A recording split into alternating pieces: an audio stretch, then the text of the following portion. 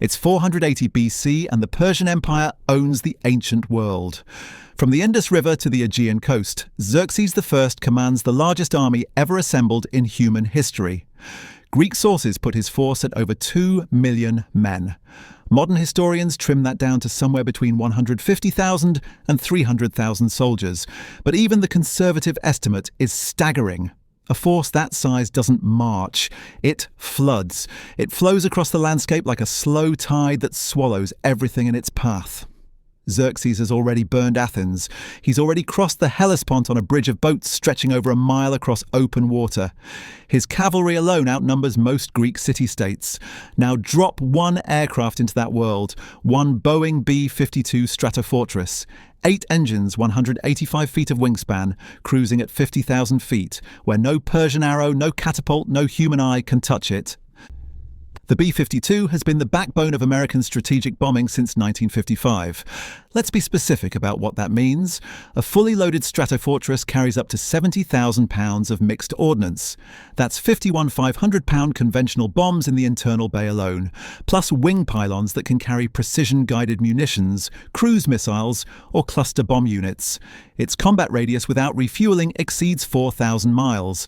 It flies at roughly 650 miles per hour at altitude, making it essentially invisible and completely unreachable to anything the ancient world can throw at it. The crew is 8 men. 8 men operating sensors, navigation systems, and weapons delivery computers that can put a GPS-guided bomb through a specific doorway from 40,000 feet. 8 men against an empire of hundreds of thousands. Here's what makes this interesting. The B-52 isn't a fighter. It doesn't dogfight. It doesn't strafe. It finds a target, designates it, and erases it. That's the mission. So what's actually worth targeting in 480 BC? The Persian war machine has 3 critical nodes. First, the logistics train. Xerxes feeds his army through a supply line that stretches back through Thrace, Macedonia, and into Anatolia. Cut that and his army starts starving within days. Second, the Hellespont bridges. 2 pontoon bridges of lashed boats are the only way Xerxes can reinforce or retreat across the strait. Destroy them and his army is isolated in Europe with no exit. Third, the command structure itself. Xerxes observes every major battle from an elevated throne, surrounded by his royal guard, his generals, his scribes. The entire Persian command apparatus sits in one place. 3 targets, 1 aircraft. The question isn't whether the B-52 can hit them. The question is, what happens after it does? First, let's understand the baseline. It's late September 480 BC. The Battle of Thermopylae is already over. Leonidas and his 300 Spartans are dead. The Persian army has pushed through central Greece and burned the Acropolis. But the Greek fleet just handed Xerxes a serious defeat at Salamis 3 days ago. His navy is shattered. His army is still intact. Right now, Xerxes is camped north of Athens with an estimated 180,000 ground troops, planning his next move. His generals are debating whether to push south toward the Peloponnese or wait out the winter. That debate is happening in a massive command tent surrounded by Persian royal guard units numbering around 10,000 men. The Immortals, the most elite soldiers in the empire, and none of them can hear what's coming. The B-52 climbs to 45,000 feet somewhere over the eastern Aegean. At that altitude, it's a faint contrail at best. The crew has 1 target package loaded, the Hellespont bridges.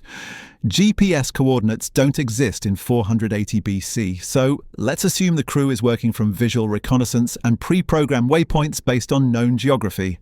The Hellespont is roughly a mile wide at its narrowest point near Abydos. That's where Xerxes built his bridges. 2 parallel spans of boats, each lashed together with cables as thick as a man's arm, covered with earth and brushwood so the army could march across like walking on solid ground. The bomb run is simple. The weapons officer selects 12 500-pound GBU-38J-DAM precision bombs. 12 bombs across 2 bridge spans. The B-52 flies the approach. Nobody on the ground knows it's there. The bombs fall for roughly 55 seconds from that altitude. No sound, no warning. The Persian guards posted on the bridge see nothing. The boat crews maintaining the cables hear nothing. Then the first bomb hits the northern span at the midpoint, and the detonation tears through 40 lashed boats simultaneously. The concussion wave rolls outward across the water. Cables snap like thread. Timbers explode upward. 5 more bombs walk down the remaining span in a straight line, and within 8 seconds the northern bridge is gone. The southern span takes the next 6. In under a minute, both crossings are destroyed. The Hellespont is open water again. Xerxes has no way home. The reaction on the ground is immediate and total panic. Persian soldiers on both banks watch the bridges simply vanish in a series of massive explosions with no visible source. No enemy ships, no siege equipment, no attacking army, just enormous detonations marching across the water like the strikes of some invisible god. Herodotus records that Xerxes once had the Hellespont whipped with chains for destroying his first set of bridges in a storm. This is something far worse. The army on the European side is now cut off. There's no timber within easy reach capable of replacing what just burned. The nearest Persian naval assets capable of constructing a new crossing are hundreds of miles away, and the Greek fleet at Salamis just destroyed most of them. The math on this is brutal. 180,000 men, no resupply route, autumn closing in. Now the B-52 turns south toward the second target, the command camp north of Athens. The weapons officer has 8 500-pound bombs remaining and 4 GBU 31 2,000-pound JDAM units loaded on the wing pylons. The camp stretches across several square miles, but the command tent is identifiable from altitude by its size, its position relative to the Royal Guard perimeter, and the concentration of horses and pavilions around it. Xerxes isn't hiding. He's never needed to hide. For his entire campaign, the biggest threat to his life has been another Persian noble with a dagger. Not this. The targeting system locks the coordinates. The crew makes one pass at 40,000 feet. 4 2,000-pound bombs release in sequence. Each GBU-31 carries a blast radius that levels structures within 50 meters and sends lethal fragmentation out to 300 meters. 4 of them landing inside a 200-meter target box, inside a tent city of wood, canvas, and dry grass doesn't just destroy the command structure. It starts a fire that spreads through the entire camp perimeter within minutes. The immortals guarding the tent have never faced aerial bombardment. They have no doctrine for this. They have no response. When the bombs hit, there's no rallying point, no chain of command to issue orders, and no way to locate the attacker. Persian generals who survive the initial blasts have no communication network to coordinate a response. Runners can't outpace chaos. The army's brain is gone. Here's where it gets complicated. Destroying the command tent doesn't destroy the army. 180,000 soldiers are still armed, still fed for the moment, and still in Greek territory. But they're now leaderless, cut off from Persia, and about to learn that their supply chain has been severed at the Hellespont.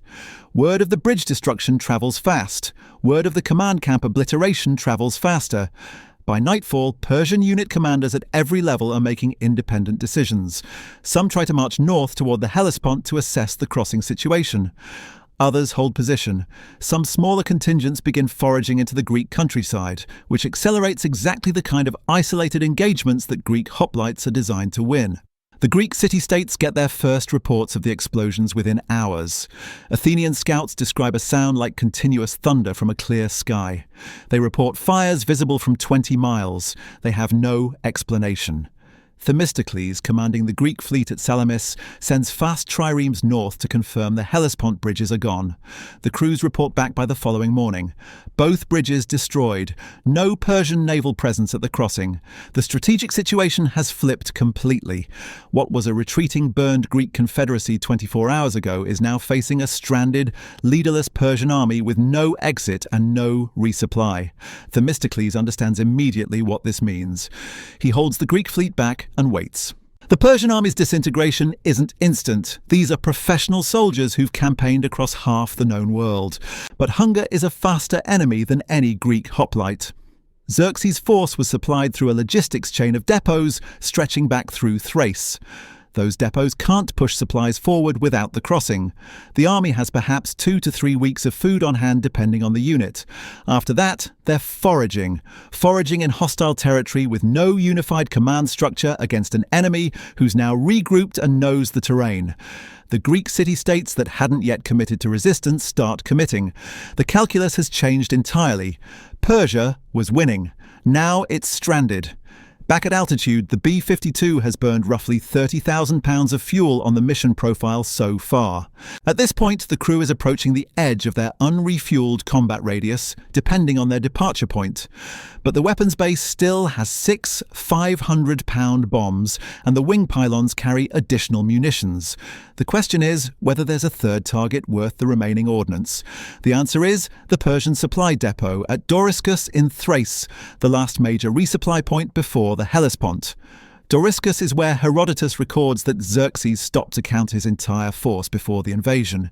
It's the logistical anchor of the entire campaign. The depot holds grain, timber, bronze equipment, and the infrastructure to support a march back through Thrace if the army ever reaches the crossing point. Hit it now and even a rebuilt bridge becomes irrelevant. The B-52 adjusts course northeast. Doriscus sits on the Hebrus River in what's now northeastern Greece.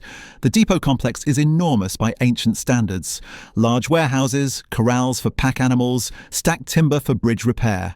From 40,000 feet, it's visible as a cluster of structures near the river bend. The weapons officer selects 6 500-pound bombs for the storage buildings and the timber yards. If the timber burns, any Persian attempt to rebuild the Hellespont crossing from local materials fails immediately. The bomb run takes 40 seconds, 6 impacts in the warehouse district. The timber yard catches first, and within 10 minutes the fire is visible for 30 miles in every direction. Persian commanders still operating in Thrace see the smoke column rising from Doriscus. At the same time, they're receiving runners from the Hellespont about the bridges. 2 catastrophic failures in the same 12-hour window. The unit commanders holding the Thracian corridor have no orders, no crossing, and now no supply depot. Some begin independent withdrawals further east toward Anatolia, trying to find alternate crossings by boat. Others consolidate near the coast and wait for naval pickup that may never come, because the Persian fleet is largely at the bottom of the Saronic Gulf. The army that invaded Greece with the declared intention of burning every city and enslaving every Greek is now trying to survive the winter in hostile territory with no strategic coherence left. Back over the Aegean, the B-52 climbs back toward cruising altitude and turns on its return heading. The engines hum. The crew runs post-strike checklists. Fuel state is manageable. No battle damage. No threats ever appeared. The mission lasted under 4 hours from first bomb to last. From the Persian perspective, the gods themselves intervened. From the Greek perspective, something happened that their mythology will spend centuries trying to explain. Xerxes personally survives. Historical records suggest he withdrew to Sardis with a small escort, and the bulk of his army under Mardonius continued fighting until Plataea in 479 BC. But Mardonius fights Plataea with a fractured force, a broken supply chain, and the knowledge that there is no reinforcement coming across a strait that no long has a bridge.